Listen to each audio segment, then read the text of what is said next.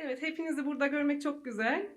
Öncelikle İnsan Hakları Platformu Başkanımız heyecanıyla ve tecrübesiyle bize her zaman kol kanat geren Sayın Emete İmge açılış konuşması için aramızda. Dolayısıyla onu buraya almaktan mutluluk duyacağım.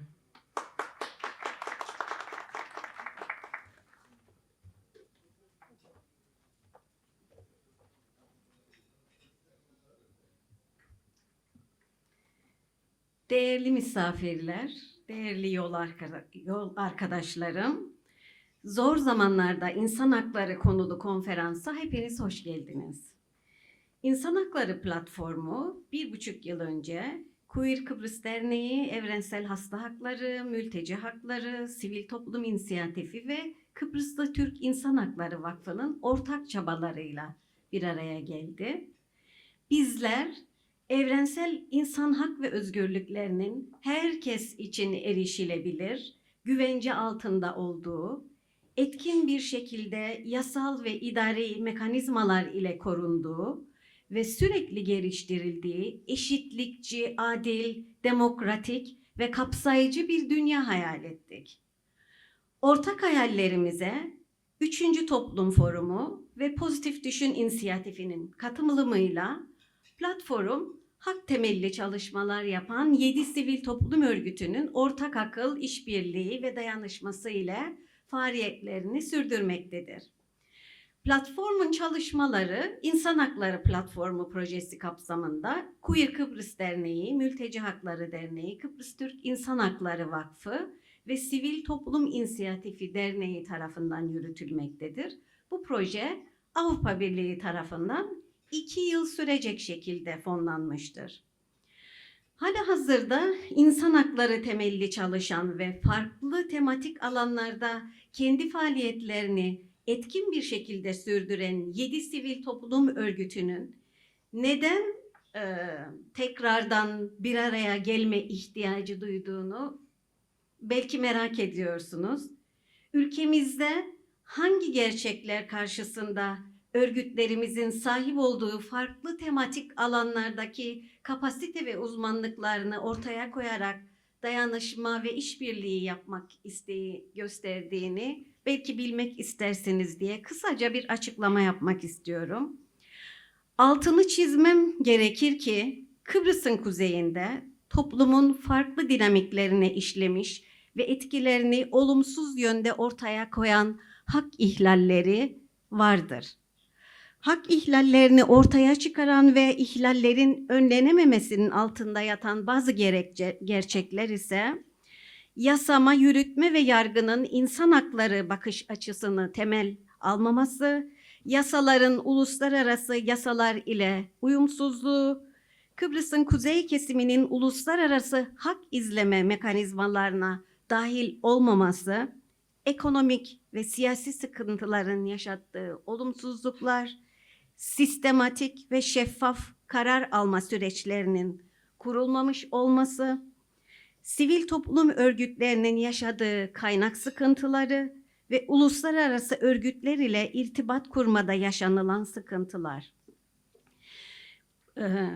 Bu gerçekler ve yarattığı sıkıntılar dikkate alarak İnsan Hakları Platformu yürütmekte olduğu proje kapsamında 3 temel amacı gözetmiştir. Sivil toplumun insan hakları ihlalleriyle daha etkin mücadele etme kapsamında kapasitelerini artırmak ve demokratik bir toplumun yapılandırılmasında etkin rol oynamak, yasama, yürütme ve yargı sisteminde insan hakları temelli yaklaşımların geliştirilmesine katkıda bulunmak, sivil toplumun insan hakları ve insan hakları ihlalleriyle farkındalıklarını artırmak, bu farkındalıkla beraber harekete geçme isteğini de pekiştirmek. Takdir edersiniz ki insan haklarının kapsamı çok geniş ve İnsan Hakları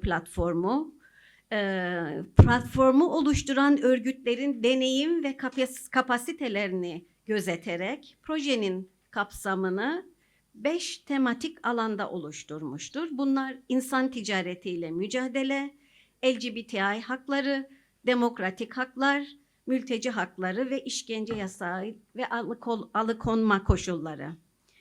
İnsan Hakları Platformu olarak bizler zor zamanlarda olduğumuzun yüksek farkındalığıyla hak ihlallerini izliyor ve raporluyoruz. Son bir yıl içerisinde ekonomik sorunların bireyler, aileler ve kurumlar üzerindeki yükünün daha da ağırlaştığını, yoksulluğun derinleştiğini, savaşlar nedeniyle ülkesinden kaçanların insanlık dramının artarak devam ettiğini, insan ticaretinin önlenemediğini, kadınların, çocukların, yaşlıların, LGBTİ bireylerin ve toplumun tüm kırılgan kesimlerinin insan haklarının katmerlenerek ihlal edildiğini, en temel insan hakkı olan kamu sağlık hizmetlerine adil eşit erişimin daha da zorlaştığını ve ne yazık ki düşüncelerin yargılanmasının sistematik hale geldiğini görüyoruz. Biz farkındayız. Dünyada insan hakları ihlallerine karşı duran aktivistlerin gözaltına alındığını, hapis olduğunu ve hatta yaşamlarını feda ettiğini biliyoruz ve farkındayız. Bu yola çıkarken en temel motivasyonumuz değiştirmek, dönüştürmektir. İnsan Hakları Platformu olarak birlikte hareket ediyor ve insan hakları ihlallerine karşı ses veriyoruz. Yolumuz uzun, farkındayız. Hak temelli çalışan tüm sivil toplum örgütlerini de birlikte çalışmaya davet ediyoruz.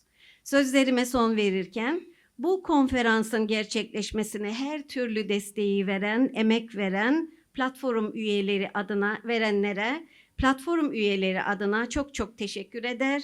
Verimli ve sonuçları etkili bir konferans için hepinizi saygıyla selamlarım.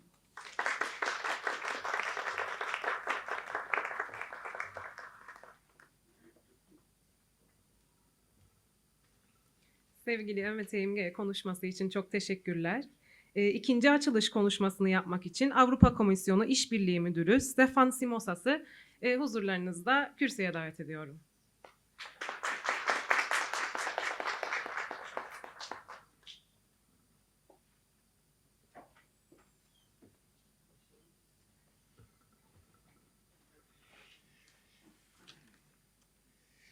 So good morning, everybody. Günaydın, kalimera.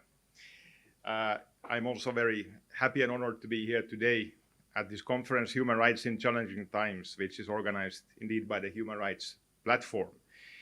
And this, as already was mentioned, is a project financed by the European Union in the framework of the aid program for the Turkish Cyprus community. And I have to say also as a newcomer to the island, I've been here now a good 2 weeks. I'm also very happy that this is my first official speech, and of course I'm very happy to do this also, particularly on the International Human Rights Day. This is very important. I think, as you already very well know, I think the aid program that the EU is supporting seeks to facilitate the reunification of Cyprus. The aid program puts particular emphasis on economic integration of the island, and on improving also contacts between the two communities. So these are really key issues for us. And we are also here to support basically the preparation of the acquis that would then following the reunification of the island. Since 2006, the European Union has allocated 656 million euros to the aid program, and 240 million euros are provided under the current 2021-27 budget. The topic of today, human rights, that we are celebrating now on the 10th of December. These are also the kind of core issues, part of the core issues of the European Union. And they are also mentioned in the Treaty of the European Union and emphasized also in the European Union Charter of Fundamental Rights. I think, as you all know, the European Union is based on values of respect for human dignity, freedom, democracy, equality, the rule of law, and the respect for human rights, including, of course, the rights of persons belonging to minorities. And I think also the motto we very, very often use in the European Union is to be united in diversity. One of the roles, of course, of the European Union is also to ensure then that these values and these rights are universally respected in our member states. This also includes the Turkish Cypriot community and of course the whole Cyprus. However, as also was mentioned already, I think the annual report of the United Nations High Commissioner for Human Rights published in March 2022 emphasized that the ongoing division of Cyprus continues to hinder the full enjoyment of human rights and fundamental freedoms by all persons throughout the island. It also mentions that numerous people continue to face difficulties in accessing their economic, social, and cultural rights, in particular the vulnerable persons and groups. In this context, the role of the civil society organizations in monitoring and defending the respect of human rights is of course, of a very huge importance. The Human Rights Platform is an example on how civil society organizations can work together, not only as an efficient watchdog and advocator, but also as an effective provider of aid and assistance to the victims of human rights violations. The Human Rights Platform is a part of a series of ongoing grants funded by the European Union for civil society organizations that support the respect for the rights of women, migrants, refugees, the LGBTI+ community, victims of human trafficking, elderly people, students, employees, and convicts. So the list is pretty long. Other areas covered by these grants are freedom of association and expression, media freedom, democratic participation in decision making. On our side, as the European Union, we will continue to finance projects for the Turkish Cypriot civil society, and especially rights-based actions with the goal of developing a just, democratic, and inclusive society within the Turkish Cypriot community and across Cyprus. And in this context, of course, events like this conference, offer a great forum to have an open and sincere debate about the current situation in the area of human rights, but it's also a great opportunity for all of us to kind of exchange experiences and to brainstorm on issues that then could lead to new best practices and policies that would be to the benefit of all of us. The conference agenda has very much seized the most important challenges that we face nowadays in terms of human rights. And I'm also very pleased to see that it has attracted not only a high-level quality speakers, but also a large number of participants. This speaks volume about the increasing appetite for civic activism that we witness today, not only in the Turkish Cypriot community and in Cyprus in general, and about how also important human rights as a topic is for this activism and for the citizens' agenda. To conclude, finally, I would like to say that I would really like to congratulate the Human Rights Platform for the great organization of today's event. I think I also looked at the preparations, and you have really done an excellent and very, very good job. Thank you for that. And finally, I also want to wish everybody a very fruitful debate and a fruitful conference. And thank you so much for your attention. Thank you so much.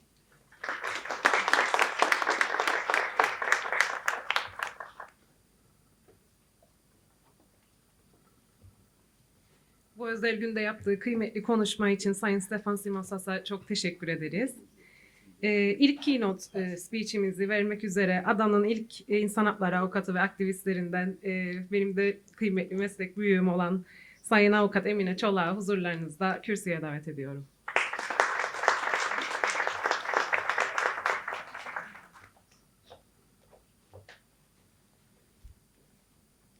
Good morning, ladies and gentlemen.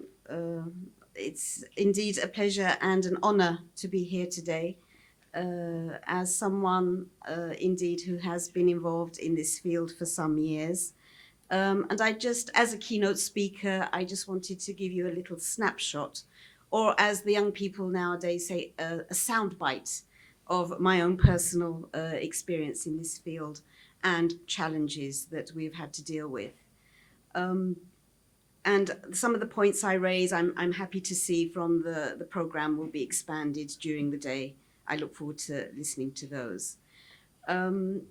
It's no secret that in the context of our frozen conflict in Cyprus, I have always been pro-dialogue, pro-reconciliation, pro-solution, pro-reunification. And for me, that stand overlaps entirely and totally with full commitment to human rights. They go together. It's part and parcel of the same ideology and principle. And also, as a lawyer, for me, it's a total commitment. And until April 2004, there was a specific task and a campaign to occupy people like myself. And it was all-consuming. The possibility of a solution, a comprehensive solution, based on the Annan Plan, would bring, among many other advantages, the hope for clear regulation and monitoring of human rights at an international law, and particularly an EU law level, across the island. For the Turkish Cypriots, it would have been a major improvement in the many areas where, because of the Cyprus problem, the Turkish Cypriots had lagged far behind in human rights. But after the failed referenda, the question was this: what now? What should people like us be doing in the meantime? But if nearly 65% of the Turkish Cypriot community have said yes to this planned increase in the standard of human rights, automatically then we had to respect and work on that in the meantime. Because with that yes, many of us had said yes to a much higher standard of human rights than the one we were having to live with. And raising the standard of human rights in our environment would naturally be a contribution to a solution and a sustainable peace on reunification whenever it comes. We formed the Turkish Cypriot Human Rights Foundation in 2005, and I headed it for nearly 10 years. And there was much work done which brought about major changes, made awareness, and touched on issues not ever tackled before in any serious manner, such as human trafficking, torture and mistreatment of detainees, children's rights, refugee rights, LGBTQ rights, freedom of speech, the right to protest, and property rights for Greek Cypriots, and other areas of what we could call transitional justice, such as the issue of the missing in the Cyprus conflict context.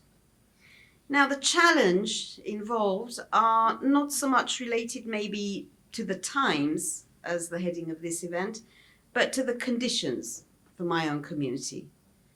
For many decades, since 1963, we have had some form of separate administration. And now we have the TRNC, and I will raise brackets for anybody that wants to carry that in their head and would be more comfortable.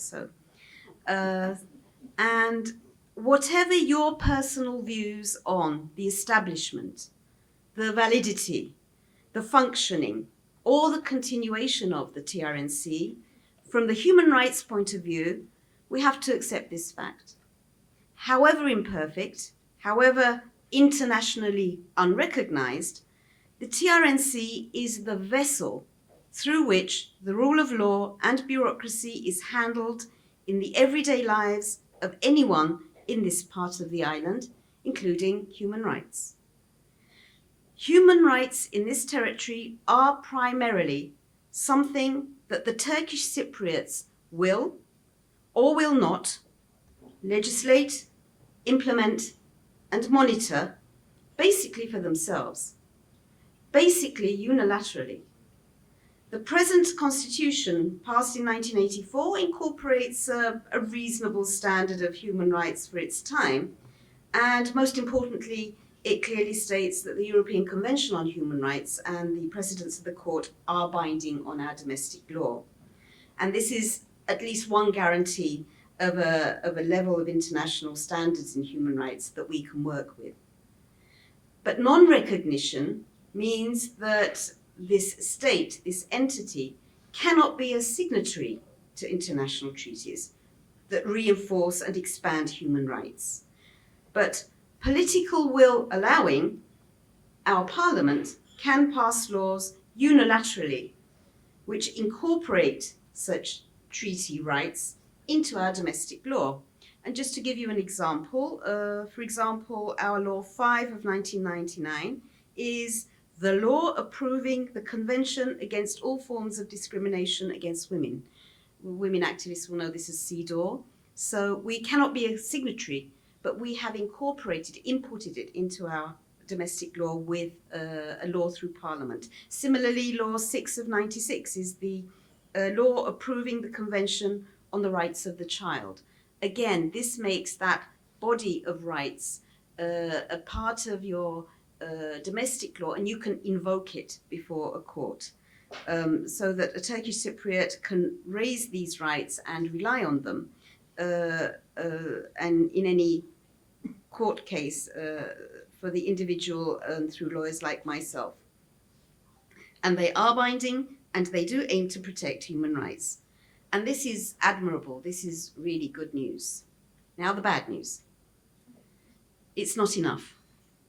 Because if you can amend and adjust your other legislation and implementation, because unless you adjust and amend your other legislation and ensure implementation to be consistent with these rights, it's just paper. And here is the challenge, the biggest challenge. The relevant parts of the convention, or the UN bodies or the EU bodies responsible for monitoring, reporting, recommending, and sanctioning non-implementation, do not directly apply to us. They have no direct application here. And this is, I'm aware, a discussion that will continue today. And because the monitoring mechanisms do not operate in this territory, we really are left to do it ourselves, or it doesn't get done. Because to have this kind of international monitoring is interpreted by some to be a form of recognition, political recognition, and that is problematic and controversial. For example, the Republic of Cyprus believes that it defends its own sovereignty and legitimacy by aggressively reminding everyone of the illegitimacy and invalidity of the TRNC. It does this on every conceivable platform, including human rights, and we are all familiar with this. But through my personal experience, nowhere is this policy more painful for me as a Cypriot peace builder, as a human rights activist, than when the recognition of statehood is prioritized at the expense of human rights when you are working in this field. But we have also other means at our disposal, such as legislative reform. An example of this would be an amendment to the Criminal Code in 2014, which was a very important part of our campaigning at the time, to end the criminalization of sex between consulting adult males, a shameful breach of the human rights of LGBTQ persons. And I understand we were the last part of Europe to actually ban this criminalization. We can also create legal precedents in our courts based on the legislation importing human rights, as I've mentioned. But sometimes even this becomes problematic. Recently, I conducted a case in the High Court, in the Administrative Court, for the right of a man to use his right to be a conscientious objector. And there is no dispute, and the court reconfirmed this. Again, good news. They said, yes, that's a part of rules that apply to us, including the European Convention on Human Rights. So this is a right recognized here. However, they said, there is no law in place that regulates conscientious objection about the criteria and the alternative service. So if the administration has said, sorry, there's no law and rejected this right, there's nothing we can do about it because we're legislature, we're the judiciary, we're not the legislature. It's their job, they must do it. And so my client is left with no other option at the moment. And as we all know, through ECR, European Court precedents created by the Republic of Cyprus and its citizens in the past, we all know that for the northern part of the island, when you exhaust local remedies, you are able to take Turkey to the European Court to account for human rights breaches in the north of the island. So this is where my conscientious objector has gone, and we have filed a case there against Turkey. But I so wish we didn't need to.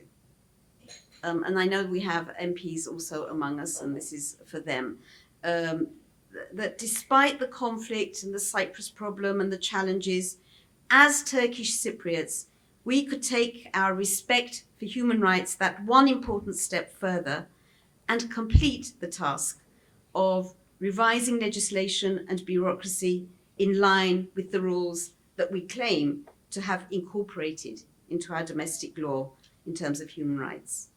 And yes, for that we need political will as well as support. And we need leadership that prioritizes the completion of this task through legislation. We need to criticize and we need to shame political parties and leaders that refuse or neglect to do the right thing in terms of human rights by completing this task, just because they do not see it as a major vote bringer.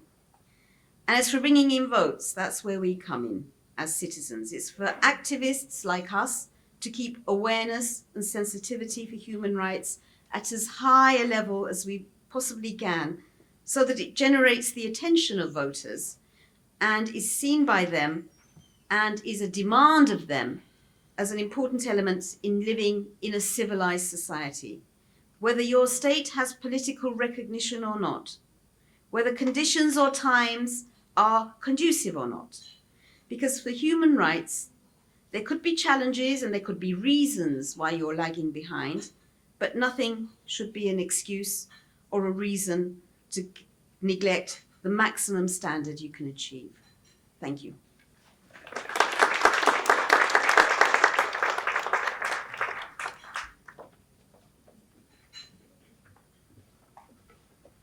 Kıymetli konuşması için Sayın Avukat Emine Çolak'a çok teşekkür ederiz.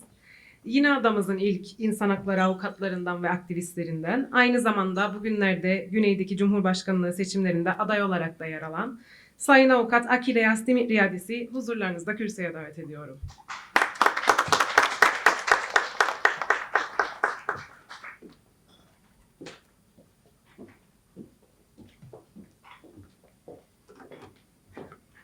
Günaydın.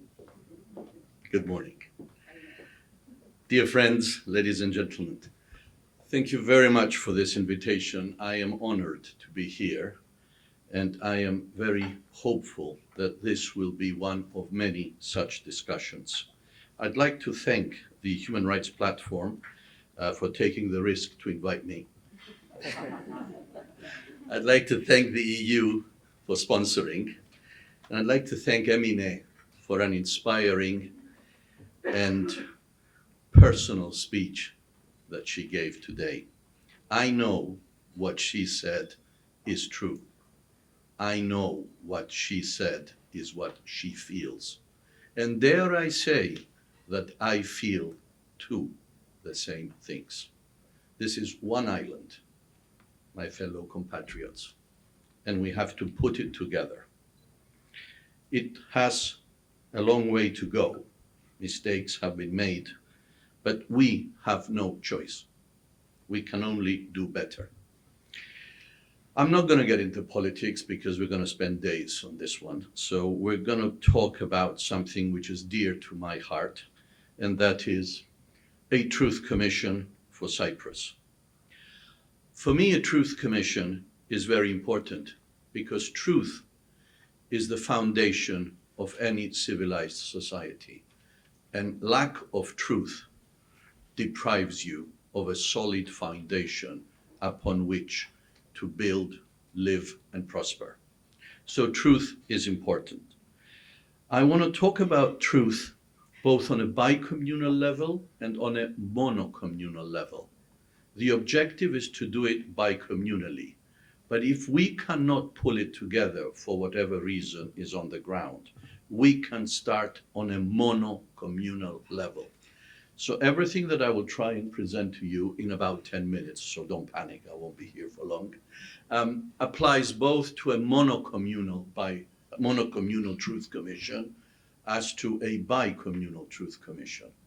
There is a lot of truth that our respective communities has not been able to face. We have not been able to deal with the truth of our own community, let alone the truth of the other community. So apply this on two levels, with the objective being to make a bicommunal truth commission. So enough of theories, let's get down to business, which is that I can't move my slides. It has. Oh, great. Right. Let's define conflict. I mean, we'll start with the intercommunal conflict in 63 and 64. People tend to forget that.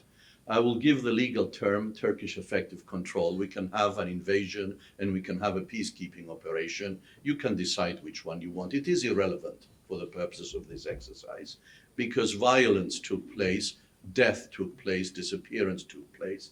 And I can assure you, if you go to a cemetery and you see the graveyard and you see the gravestones, it makes no difference what your religion is or where you come from. We need gravestones. We need people to have closure, and we need to start dealing with the truth. Because the truth, sometimes it's ugly and you don't want to face it, but it's there and you have to. So yes, we can. Oh, right. Okay, this is really remote control. Okay, these are the numbers. I don't want to get into the details of how much one did to the other or who did what and what have you. The numbers are there. We've got around 1,000 people still missing. So we've come some way, not enough though. And I'm sure some people will never be found and will remain wherever they are. And sadly, and that for me is the biggest sadness in facing this, their families will have died without knowing the fate of their missing, of their loved ones. And it's not generally the fact that someone's missing. It is what these families want to know about the circumstances of disappearance and the time of death and whether these people have suffered. It is the genuine love of these people that hurts me most. And that is what we have to address. Sadly, a lot of them have gone.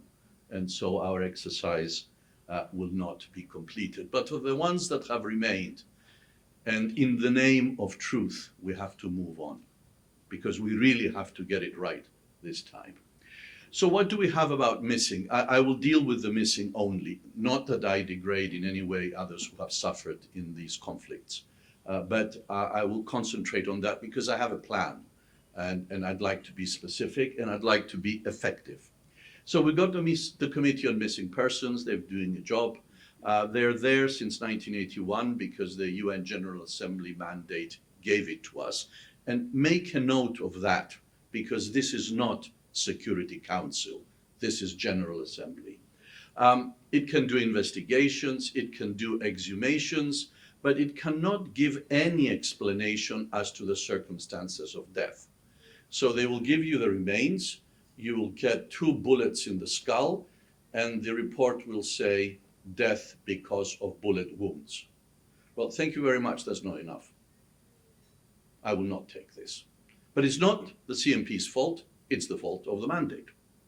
And we have to fix the mandate. And the reason I mentioned UN General Assembly is that we don't have to go to the Security Council and nobody can exercise a veto. So if you go to the UN General Assembly and you get a simple majority, then you have changed the mandate. And it's not that difficult because it can be done and I think it should be done. Thank you. All this comes within the heading transitional justice. Transitional justice is a well-known subheading of justice. After conflict, after war, after destruction, there is a need to mend society. And transitional justice is the subheading or the title of how you mend society from a legal point of view. Truth commissions are well known. There's more than 40 all over the world. South Africa being the most well known. Desmond Tutu, Nelson Mandela, I'm sure you've heard this before, I don't need to repeat it, but there is also Colombia. And Colombia did a truth commission. It worked. There is peace in the making. And I hope we can copy some of this peacemaking on our little island. Because if they can pull it off in other parts of the world, why can't we?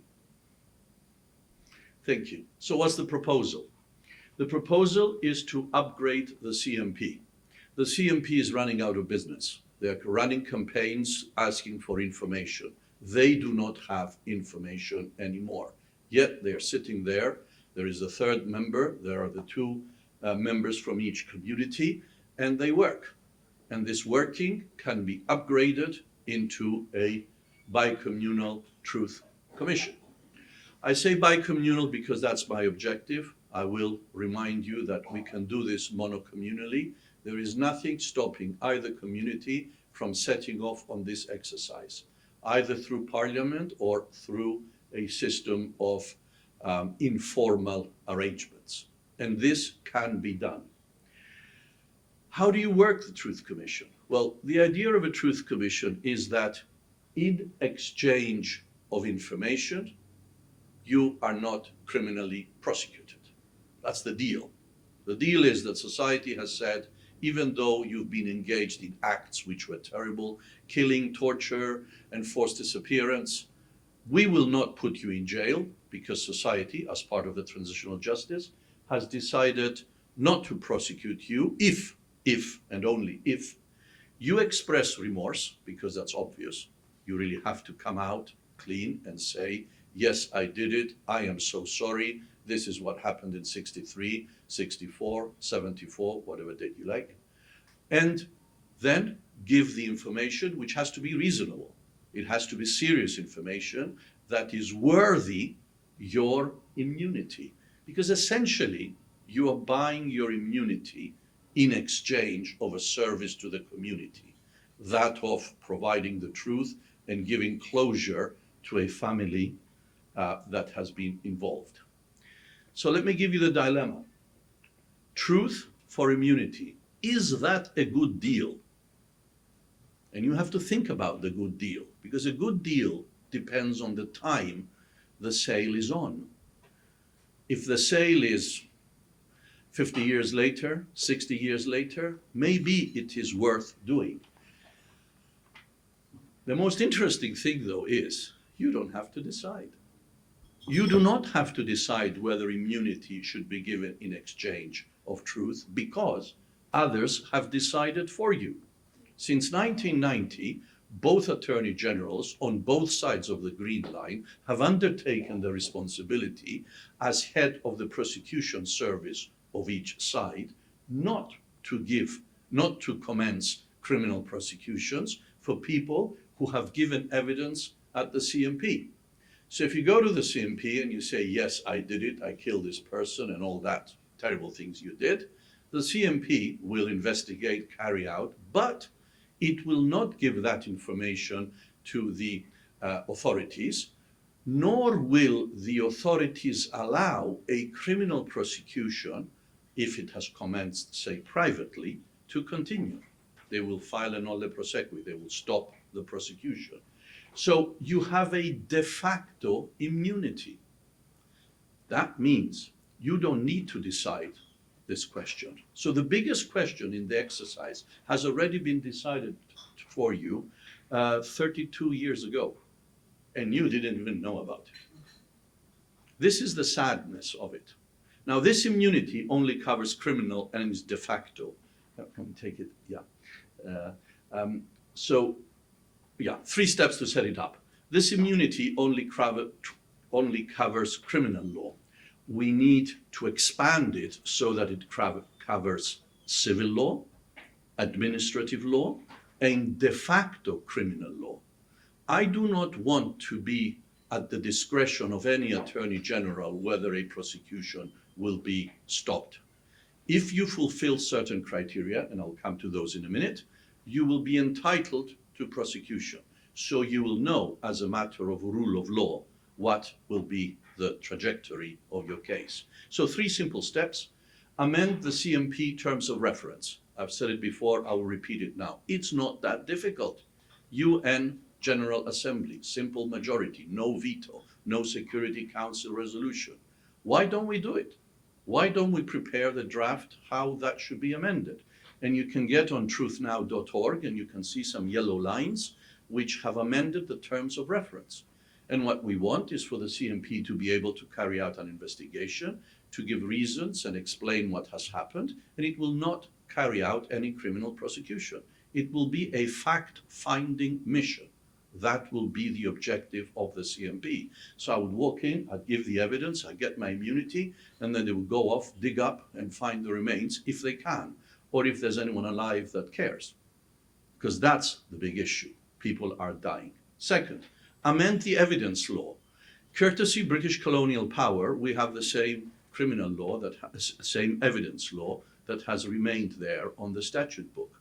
You just need to amend and say, whatever evidence is presented to our Truth Commission is inadmissible evidence in criminal, in civil, or in administrative law cases, either in Cyprus or abroad. That way, if you kill the evidence, you've killed any civil action or criminal action or administrative action, because no evidence, no conviction. Very simple. Third thing, you need to set up internal regulations. And that's not very difficult either. You need to put the criteria, you need to establish what sort of level of evidence, what sort of quality of evidence do you need, what sort of remorse do you require, and then as a matter of internal regulations, which you can either do bicommunally or monocommunally, you can set the standard at which you are eligible to have your evidence, your statement, take the effect of creating immunity for the terrible things you did. Thank you. So, way forward. Well, there is a way forward. The Human Rights Platform should perhaps help out with the NGO called Truth Now, Cyprus. Why we're doing this, it's the relatives. I have a huge soft spot about this. I am outraged about what has happened to these people. Not only have they suffered, but their suffering has been prolonged, dare I say it, for political expediency. And that is not good, not in my books. So relatives are important. Do the relatives want it? Are the relatives around? Do they care? Do they want to sue people? Do they just want to grieve on their tombstone in the graveyard of their religion? This is what it is at the end of the day, closure. And each one can have their own religious beliefs and ceremonies. I have respect for that, and people can do it. Take it one step further, and that's why the platform is important. Civil society. You are civil society. You are pushing this. It is for you that this exercise takes place, because this civil society is the future, and the future is generated or created by the political process. And we have an obligation, as far as I'm concerned, to fix all these wrongs that have taken place this far. We really have to do something. Otherwise, why bother? Why bother living on this island? Go live someplace else. We really have to do something about this place and look at it as an island. Look at it as one. Yeah, right. A Truth Commission for Cyprus, and I will leave with one question. Why not? And I'll close with what Stefan said. United in diversity. Thank you very much.